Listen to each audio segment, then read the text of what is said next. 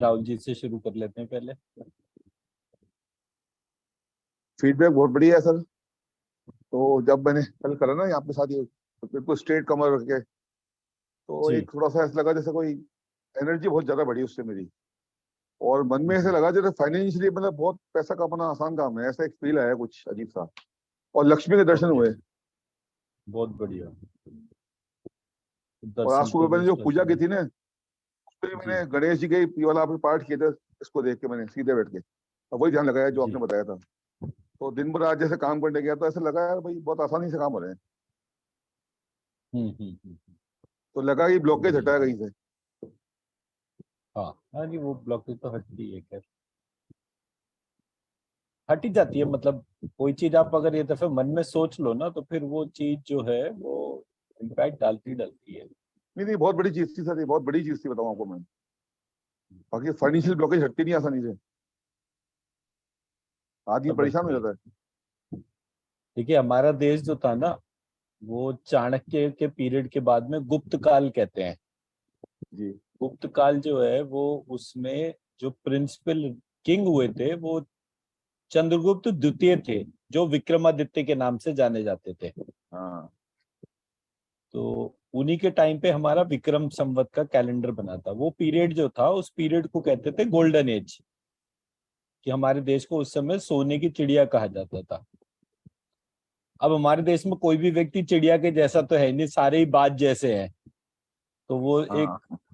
मतलब एक कहने की बात हो गई कि सोने की चिड़िया थी, बट हम सोने के बाज थे। मतलब हम साक्षात गरुड़ी थे सारे के सारे। इसलिए पैसे की कोई दिक्कत नहीं थी। अब ये 2000 साल पुरानी कहानी हो गई। 1831 में ब्रिटिश पार्लियामेंट में मैकॉले ने पेपर प्रेजेंट करा कि भाई इस देश को कभी गुलाम नहीं बना सकते, क्योंकि इनका एजुकेशन सिस्टम ऐसा है। इस देश में ना कोई चोर है ना डाकू है और ना ही कोई भिखारी है। तो जब ये वाला बात आया तो मैंने कहा कि 2000 साल पुरानी कहानी 1831 तक थी। तो जो इंटरनल ब्लंडर्स हुए थे वो सारे 1831 के बाद में हुए। लॉर्ड मैकॉले को उसके बाद जो है वो, उन्होंने जो है ये संस्कृत का जो हेड विद्वान था, क्या नाम है, मैक्स मूलर को उस टाइम के हिसाब से 100 गुना ज्यादा तनख्वाह दी, प्लस ऑक्सफोर्ड के अंदर एक चेयर दी, और उसको अरेबिक, संस्कृत और जो बुद्धिस्ट तंत्र जो था उसके मेल ट्रांसलेशन करने को बोला। अब आप जो ये रेकी, प्राणिक या अरेबिक सिस्टम या संस्कृत की वजह से इंडियन सिस्टम को देखते हैं, उसमें जो भी डिस्टॉर्शंस थे वो 1831 से पहले से स्टार्ट हो चुके थे। बट एक बंदा ऐसा चाहिए था जो बहुत तेजी से काम करता। तो जब मैंने मैक्स मूलर को पढ़ा तब मुझे पता चला कि वो, उसने उन 3 भाषाओं के हिसाब से करे। तो आज आप जितना भी ये मुस्लिम्स की प्रॉब्लम देखते हैं, जिहाद वगैरह की, ये सब मेल ट्रांसलेशन का नतीजा है। इसमें कोई ऐसा पार्ट नहीं है कि वो ऊल जलूल जो बातें हो रही है। दो तरीके के लोग होते हैं। एक लोग वो होते हैं जो सवाल जवाब करते हैं। तो वो जब सामने वाला तलवार लेके बैठता है तो कोई सवाल जवाब तो करता नहीं, बोले तुम्हें जो करना है वो करो, हमें तो कोई फर्क पड़ता नहीं।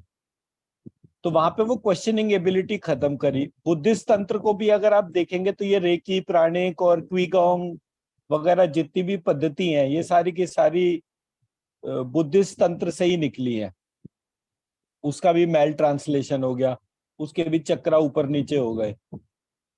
तो मैं जो चेंजेस कर पा रहा हूँ वो सिर्फ इस वजह से क्योंकि मैं कुछ सही डॉट्स को टच कर पाया। अदरवाइज अभी आपको 10-12 दिन हुए, आपको दर्शन हो गए। मोनिका मैम हमारे साथ में 2-3 साल से एसोसिएटेड है। इन्होंने बहुत सारे मेडिटेशन ऐसे अटेंड करे जिसमें कि लोगों को बहुत कुछ दिखा, और फ्लिक ऑफ अ सेकंड के लिए नहीं, 15-20 मिनट तक लगातार दिखता रहा। तो ये मेरी एबिलिटी है कि जो भी मैं, जिस रास्ते पे मैं चल रहा हूँ, अगर भगवान के दर्शन सबसे मुश्किल है तो वो सबसे पहले होने शुरू हो जाते हैं। But end of the day पूरी कहानी का जिस्ट क्या है कि जिस प्रकार अर्जुन को श्री कृष्ण के साथ में रहते हुए भी एक बार विराट रूप दिखाना पड़ा, जब महाकाल स्वरूप दिखाना पड़ा, तो भी ऐसा तो नहीं है ना कि वो कहानी वहीं के वहीं खत्म हो गई। उसके बाद अर्जुन को अपने उद्देश्य परक रास्ते पे चलना पड़ा। तो दर्शन होना एक पार्ट है, दर्शन के बाद अपने रास्ते को सही करना वो दूसरा पार्ट है।